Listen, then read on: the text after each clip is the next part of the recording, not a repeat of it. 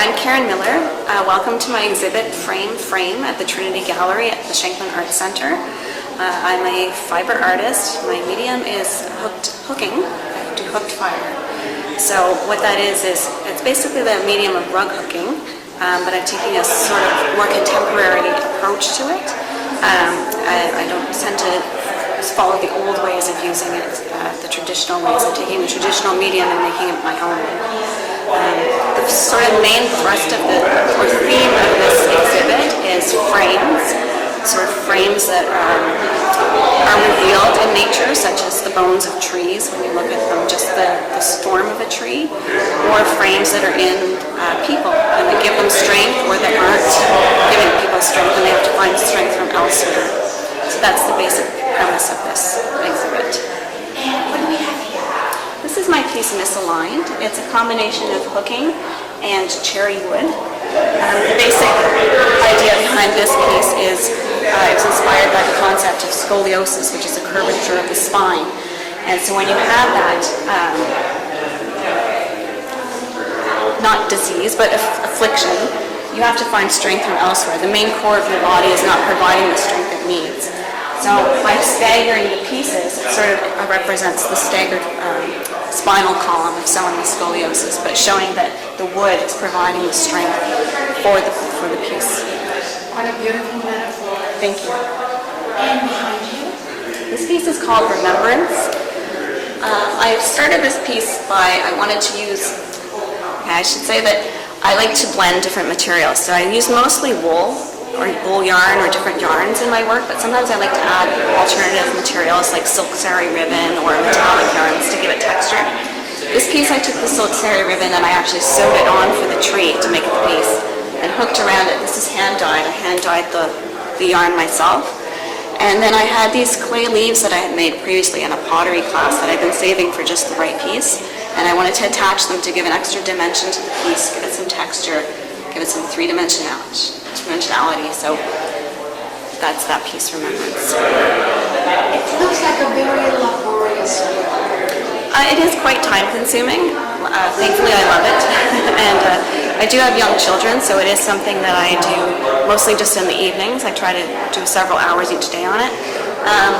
Yeah, a piece can take, depending on the complexity or the size, it can take up to 4 or 5 months or less, depending if it's a smaller piece.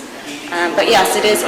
Each loop is pulled up by a hook. There's nothing machine done by this. It's all hand done, and my own designs, original. So yes, it does take quite a bit of time.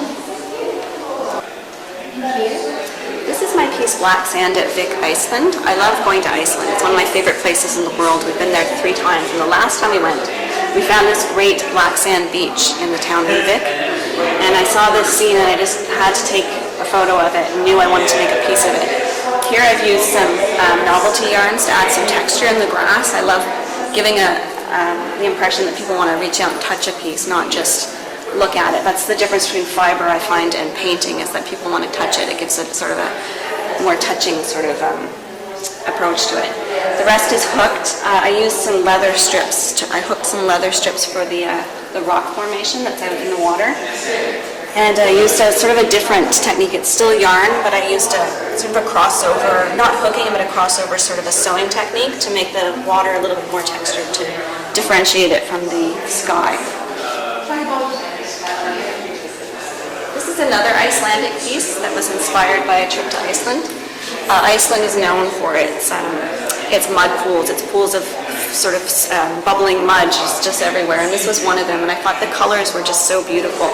Mud is not something that usually people think of as beautiful, but the colors and the differentiation of it I thought was stunning, so I tried to just, I like to take a piece of nature and really sort of hone down and do an abstraction of it, and this was sort of a close-up of a part of nature that gave it sort of an abstract sort of feel. This is my piece called With These Hands. As I mentioned before, one of the main themes of the exhibit is finding strength where people might perceive that there isn't.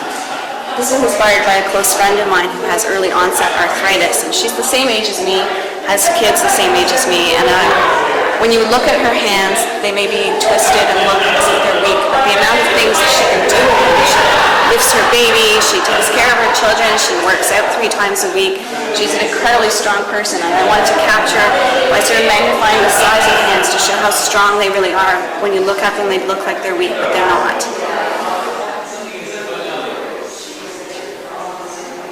This is all hooked, and it's my first attempt at sculpture hooking.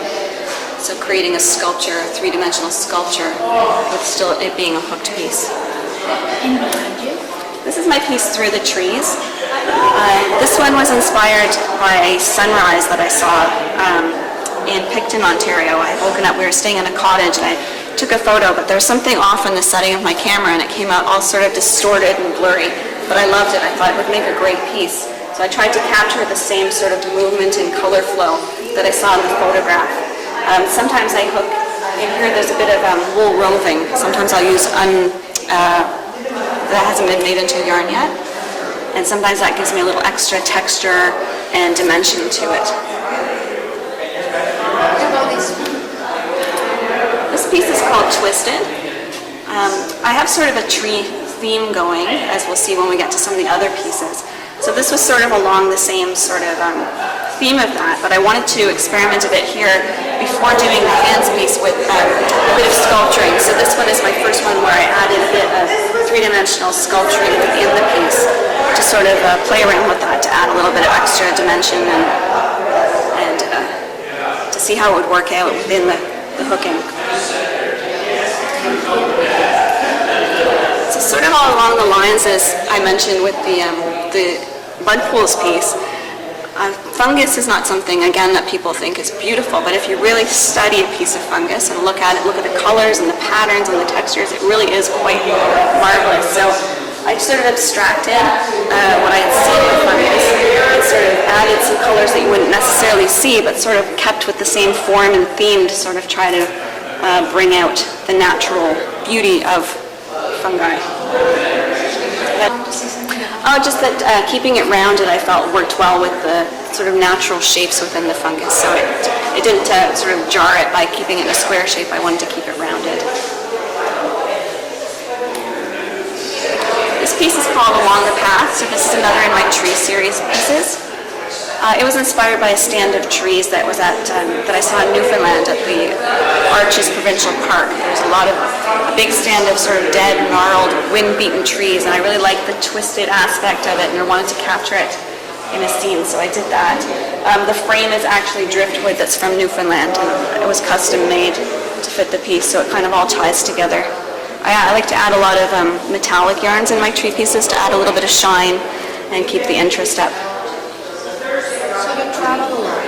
I do. A lot of my ideas come from travel. I do love to travel, especially places in the North Atlantic Canada, Iceland, Faroe Islands, that kind of, those are what appeal to me. This is similar. Yes, this is another of my tree series pieces. I think it was the first actually in my tree series. It was inspired by a camping trip in Algonquin Park. We had shone the flashlight up in the tree so that I would fool my camera into taking a flash shot. And when I looked at the photo, it really highlighted the bones of the trees and the structure of the trees, and I wanted to capture that. You sort of tend to overlook that if you're looking at the leaves and the peripheral trees. I wanted to take just one abstracted tree out of the stand of a bunch and sort of really put that.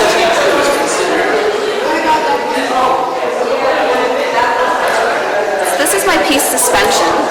This was, in hooking, you're sort of restricted usually in the type of backing that you use. Your pieces are always sort of more thick, heavy. I wanted to really sort of get to a place where I was getting a bit more lightness to my piece. And I wanted to sort of play with the idea of bringing in light and shadow. So this piece is actually hooked on tulle. So I used tulle to sort of create the background to be see-through, so that it looks like the pieces are floating. And as you can see, it allows the shadow of the piece itself to play into the piece.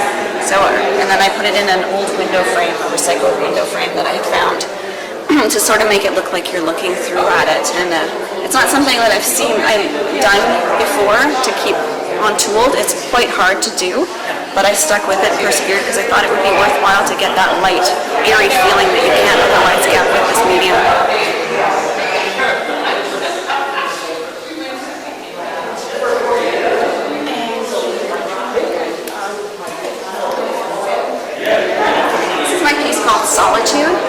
was inspired by a trip that we took to the Faroe Islands, and this was the view that we had from the house that we had rented.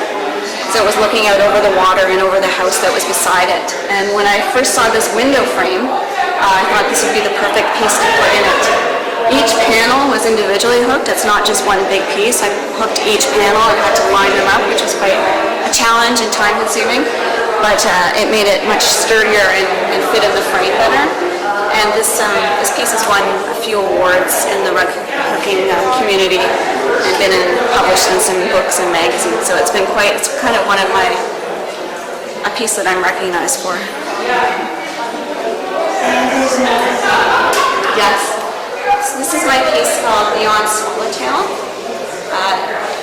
We had gone to Grand Manan, New Brunswick, and gone behind the lighthouse, which is called Swallowtail Lighthouse.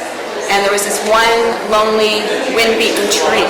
And when I saw it, I knew I wanted to do something with it. So I hooked this piece.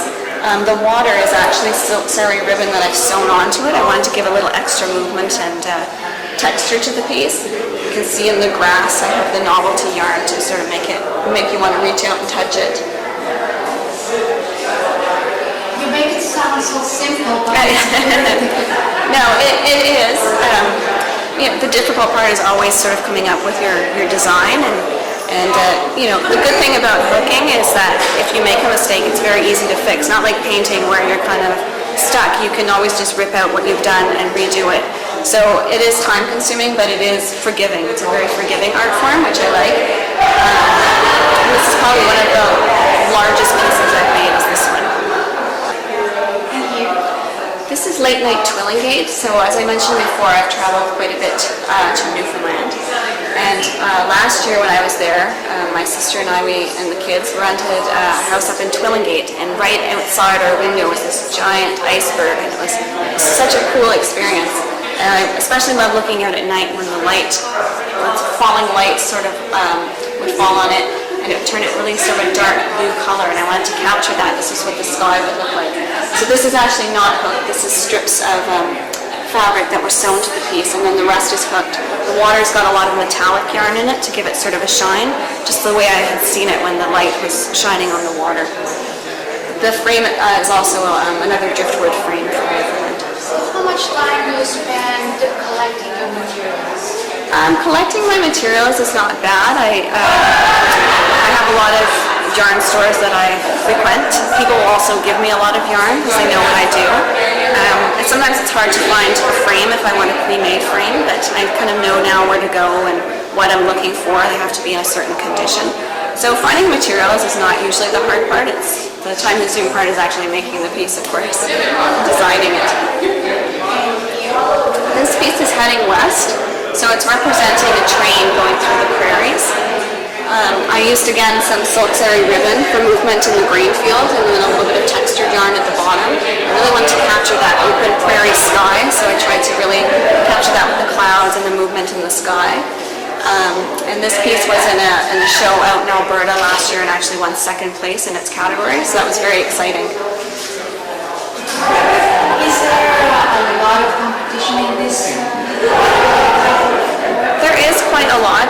There's a few people that do it professionally in Canada, and there's quite a large body of people in the United States.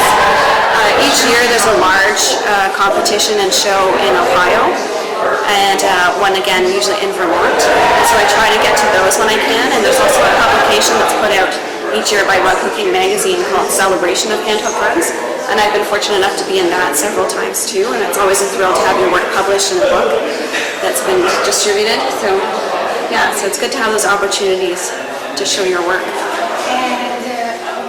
This is a large piece. It's called Undeveloped Memories. The idea for this came from a number of photos that my husband had developed from an old camera. It was an old film camera that he found in the basement, and had it developed. And because of its age, it came out very distorted but colorful and blotchy. And it sort of gave me the idea to take some of those photos and try to reproduce them into one piece. The concept being sort of exploring the idea of memories and what are memories, and are they still memories if the person who took the photos doesn't remember taking them, or if they aren't sure sure who's in them because of the blotchiness of the materials. Because it's a very abstract piece, I knew it had to have a very abstract framing, so I had this custom framing done to sort of abstract each of the pieces in a sort of unusual way, but in a way they all work together. And how long is the show? The show runs until September 22nd. What would you like to see coming out of the show? I would just like to have people to have sort of an understanding of this art form. A lot of times people will compare it to latch hooking that was big in the 60s and 70s, or think that it's patterns, and I just want to make it clear that there are a lot of people that are using this medium, creating their own designs. This isn't patterns, this is people that are making their own work, and these are my original designs. So I just want people to get a better appreciation that it is an art form and that it does belong in galleries and it's not just a craft. Thank you so much, Karen. Thank you.